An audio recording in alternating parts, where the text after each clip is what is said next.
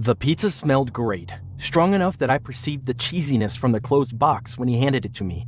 The wafting aroma made my stomach growl, beaten empty by long hours of drinking booze alone in my room and binging on TV. I was distracted by him when I opened the door to a man with glasses over his eyes, black hair slicked back into place by gel. He was a most curious-looking person.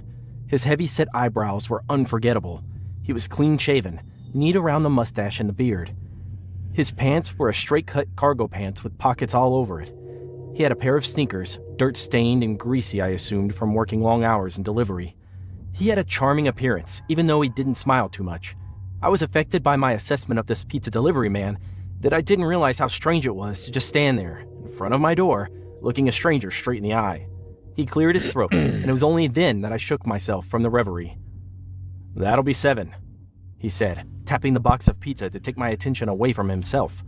I scoffed, flailing my hands in the air to dismiss the inconvenience. "I'm sorry, I blubbered, and the words trailed into silence. I flipped the cover open, and the smell intensified. My mouth watered as sweet savor washed down my senses. I shut the box and shoved my hands into my pocket. "Oh, I think my wallet is in my room." He smiled for the first time since our interaction and told me it was fine. I rushed back inside to fetch my wallet. The dark room enveloped me, and I only found my way towards my desk when it occurred to me that I had inadvertently left the door open to a stranger.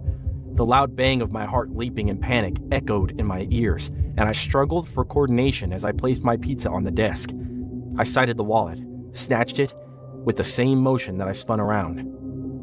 "I'm sorry I kept you waiting." I was speaking when I noticed the stranger no longer stood at my door. My inebriation cleared, and I shook my head to concentrate on what this absence could possibly mean. "Hello?" I stuck my neck gingerly out of my door and stared this way and that on my floor. My call reverberated off the walls and returned to me. I swallowed carefully and pushed the door shut. I found myself lost in thought, pondering what had just happened. I attributed it to being drunk on an empty stomach and had possibly imagined all of our interaction. However, I was certain I hadn't imagined it. The lingering smell of pizza in my room confirmed my clarity. I muttered a cuss at my own sluggishness and made a mental note to pay it forward if I ever came across a pizza delivery person from the same pizza-making chain. "Strange," I said, rubbing my hands together as I made my way back to the desk. I sat facing my computer and tapped on the play button. The audio came on at once, as did the movie on my screen. The shuffling of feet, baffling, sudden motions, which I did not reconcile from what I was watching, caught my attention from the dark room. I held my breath and waited out the curious noise. "What's that?" I said, the veil of my own lack of sobriety billowing with suspicion. I sensed something move in the room, but it was too dark to notice, and I had too much liquor in me to investigate such an inconvenience. I moved a chair from the desk and ambled around it to sit down, when I heard a more confirmatory sound of movement other than mine in my own room. My palm grew sweaty, and my breath turned raspy. "It's been years," a demure voice called from within the room, sickly and wheezing. The fog of inebriation came and went as I struggled to place the voice, utterly refusing the thought that it was the pizza delivery guy who I suspected had a strange face that had been led into my room. He started to laugh, and his laughter startled me.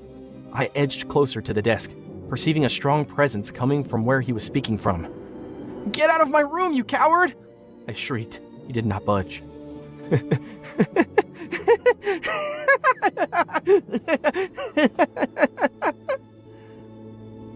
Such a blood-curdling, ear-peeling laughter of terror that made me shiver right where I stood. How the evening had spiraled from an innocent need to quench the hunger in my stomach to dealing with a mysterious horror in human flesh stupefied me. I debated running to the door to call for help. I turned my leg in the direction, but it occurred to me that moving from where I stood meant that I left myself vulnerable to his attacks. "Since I moved here, I haven't felt so much vitality in a person," he said, finally stepping out of his hiding place beside my couch, and he started to make his way towards me, hands held out. "I'm gonna enjoy seeing the life going out of your eyes." He was a much different man now, especially under the glow of the light from my screen. His eyes were more sinister and white, searching unceasingly. His arms were vein-stripped and sturdy. He wiped his brows and rushed straight at me. He caught my neck and squeezed my Adam's apple. The crushing pressure of his fingers on my pipe made me squeal. "Ah, yes!" he cried in a frenzy. His eyes were wider and crazed, fueled by his own powerfulness subduing me to a fatal end. My life flashed before my eyes. I was dealing with a serial killer who was unhinged on his power trip. I sputtered and tried to inhale. He locked my throat with his fingers. I blacked out and returned to consciousness with adrenaline pumping through my veins. I wrestled him off me, but he was strong and clever. He continued to laugh in my face, relishing my struggle for oxygen. As a matter of last resort, I struck him on the crotch with a powerful kick. He recoiled, releasing his grip on my throat, and I seized the moment to escape from him. "Come back here!" he groaned from the floor. "I should have brought my knife!"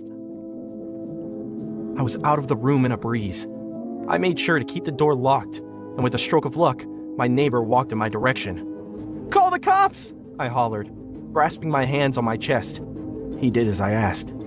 The moment still reeled in my head as I pondered how terrifying it was for me to be moments away from being killed by a crazy pizza delivery person. The cops came and tased him before effecting their arrest. But I knew to never be so vulnerable ever again.